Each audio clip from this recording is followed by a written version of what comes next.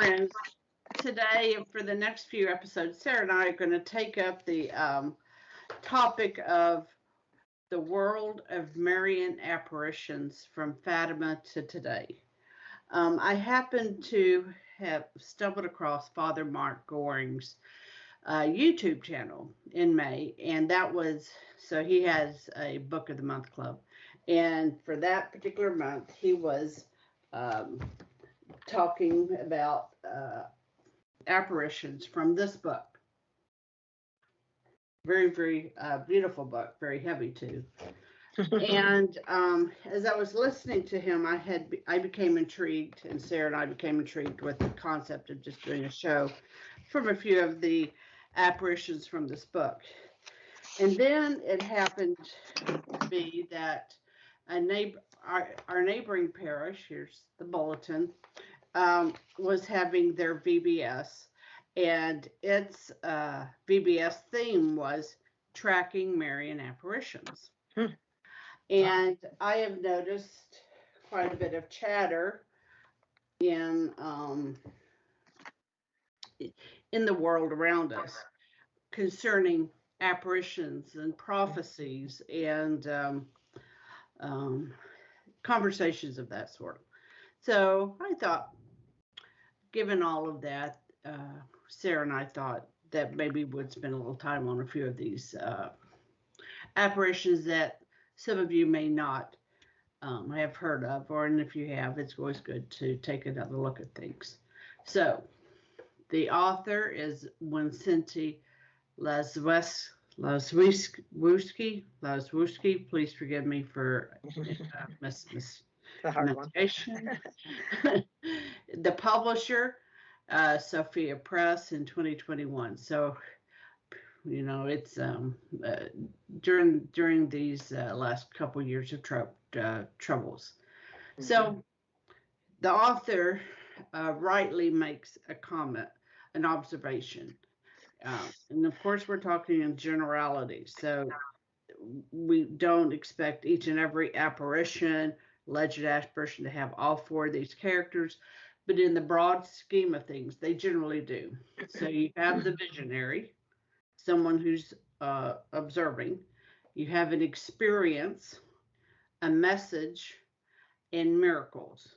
And the miracles can come both of a healing and or faith conversion variety. And generally they both come, both healing and faith.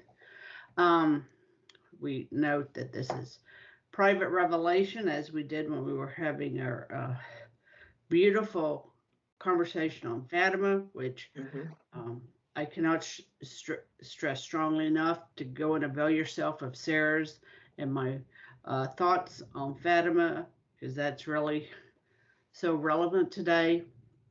But even with that, it's not binding on the faithful's conscience. And usually, to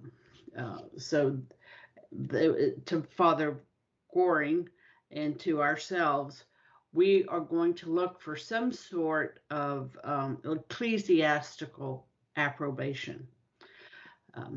Is the local bishop cooperative? Are there papal experts investigating it? Does there seem to be some sort of a positive church involvement? Yes, I know, and Sarah knows, that doesn't in and of itself mean that the apparitions are 100%. We know some apparitions that are solid and they were banned, others are good and then they turn out to be okay. That's why these aren't necessarily binding on the conscience. But in the main, we're going to try and focus on those that have a some sort of an ecclesiastical stamp of approval. And then why Mary? Right? Why Mary? And I think it's this. It's to make her loved as Jesus loved her. You know, how he loved her, his mother, is how he wants us to love her. Her messages are always a prayer and conversion to her son. And that, you can put that word always in there, because they always do whatever he tells you. Jesus is In addition to Our Lady, he is always directing his followers to the love of the Father. That's what the Sermon on the Mount is all about. It's restoring our relationship to the Heavenly Father. Jesus doesn't mention himself once, but he sure talks an awful lot about his Father in us, in how both sin severed that relationship and how he's come to restore that. Yeah, I think Marian apparitions are one of the most beautiful gifts that have been given to us by grace, and one of the things that is the least understood. And I think that unfortunately, I think that it also is one of the hardest things to articulate to an unbeliever, because they will refuse to assent to the fact that something like this could happen. But it's been going on since really her Assumption. There have been, I don't know what the earliest recorded apparitions are, but I know that they're very early. You probably have that answer. I do. Yeah, I knew you would. God in his great goodness couldn't have set it up better than that, which we'll take up in the second episode. So right. Don't keep with your train of thought. Right. But I just think that that's a gift, the Blessed Mother, I think it's an issue of justice for women too within the church, that Christ, who was perfect, that men, because God did choose to create the human person in a form that was both male and female. And Our Lady truly is the perfection of the human woman, and Christ was the perfection of the human man. Christ himself, of course, has the dual nature of being God and man, but Mary is strictly creature.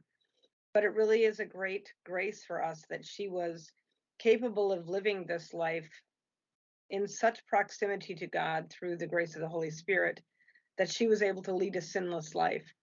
And so consequently, she always is going to serve as that perfect role model for us.